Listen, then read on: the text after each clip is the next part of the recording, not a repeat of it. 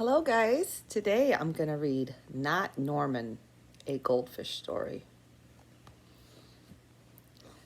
When I got Norman, I didn't want to keep him. I wanted a different kind of pet, not Norman.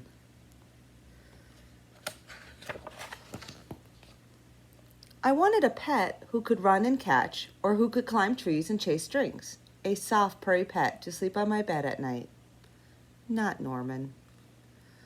All Norman does is swim around and around and around and around and around and around and around and around.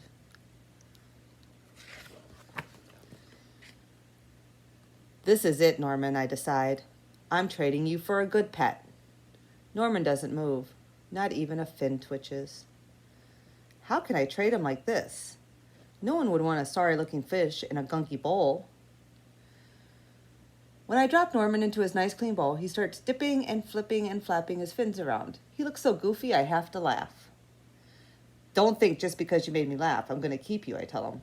Tomorrow, you're out of here. Norman blows a stream of bubbles.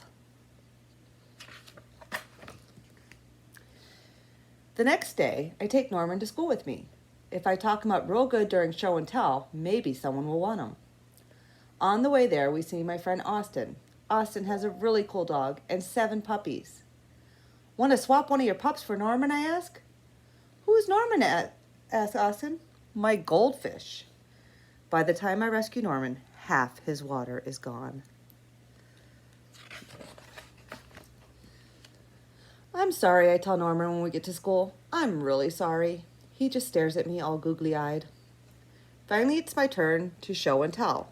Just as I start to talk about my goldfish, Emily shouts, "Jenny's gone! Who let my snake loose?" Does anyone hear the story of how I got Norman? Does anyone even ask to hold his bowl? No. They're all jumping and screaming and chasing the snake. Not Norman. He's looking right at me. Thanks for listening, I tell him. That afternoon, we go to my music lesson. As soon as it's over, I'm taking Norman back to the pet store. I take out my tuba and begin to play. Bum, bum, bum, ba, ba, boo, ba, boo, boo, bee. I glance over at Norman. He's swaying back and forth. Glug, glug, glug, glug, he mouths. Look, Norman's singing, I say. Pay attention, says Mastro, and try to play the proper notes.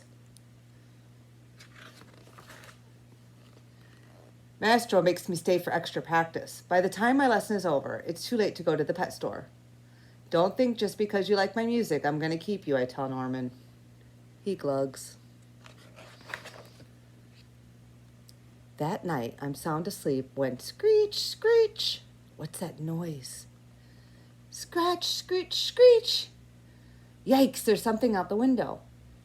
Then out of the corner of my eye, I spot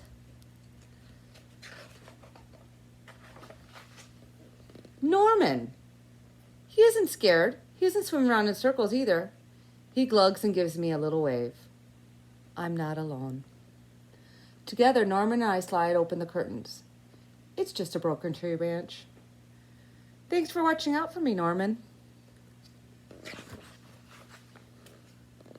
On Saturday, I take Norman to the pet store, just like I said I would. I look at the cats and dogs and snakes and birds. I look at the hamsters and mice and lizards, too. They all look like good pets, but they are not Norman. When I got Norman, I wasn't sure I wanted to keep him.